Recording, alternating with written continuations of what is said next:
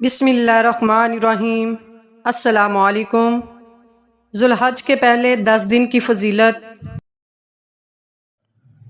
ذوالحج کا مہینہ جب شروع ہو جائے تو رسول اللہ صلی اللہ علیہ وآلہ وسلم کی کچھ ہدایات ہیں جس کے بارے میں آپ صلی اللہ علیہ وآلہ وسلم نے صحیح حدیث میں فرمایا کہ ان 10 دنوں میں اللہ کو نیک عمل بہت زیادہ محبوب ہیں۔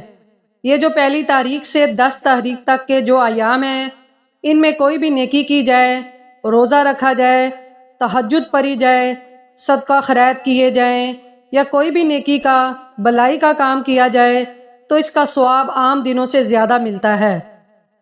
دوسری بات یہ ہے کہ یہ جو ایام ہیں ان کی قرآن مجید میں قسم بھی اٹھائی گئی ہے، والفجر واللیال عشر، قسم ہے فجر کی اور 10 راتوں کی۔